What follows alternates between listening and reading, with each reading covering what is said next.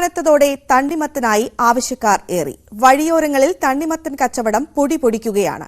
Kilo 25 രൂപ നിരക്കിലാണ് മിക്കയിടത്തും വിൽപ്പന.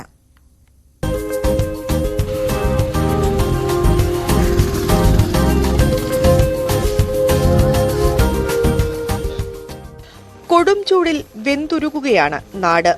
വെയിലേറ്റ് ക്ഷീണിക്കുന്നവർക്ക് ആശ്വാസമേകാൻ നാടെങ്ങും തണ്ണിമത്തൻ വിൽപ്പന സജീവമായി. ജ്യൂസ് കടകൾക്കും പഴക്കടകൾക്കും മുന്നിൽ വലിയ തിരക്കുണ്ട്. വഴിയോര തണ്ണിമത്തൻ കച്ചവടവും പൊടിപൊടിക്കുന്നു.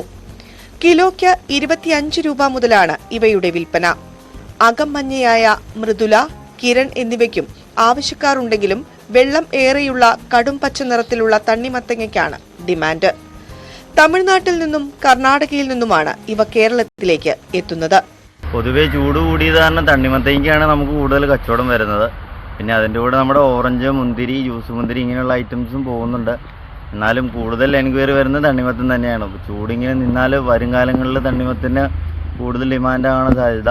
ഇപ്പോൾ കിലോ 25 രൂപയ്ക്ക് നമ്മൾ തണ്ണിമത്തൻ വിൽക്കണേ. പിന്നെ തണ്ണിമത്തൻ ഒരൈറ്റം തന്നെയല്ല, യെല്ലോ തണ്ണിമത്തനുണ്ട്, ഉള്ളിൽ യെല്ലോ ഉള്ള മൃദുല എന്ന തണ്ണിമത്തനുണ്ട്, പിന്നെ നമ്മുടെ കിരണുണ്ട്, പിന്നെ സാധാ വരയും തണ്ണിമത്തനുണ്ട്.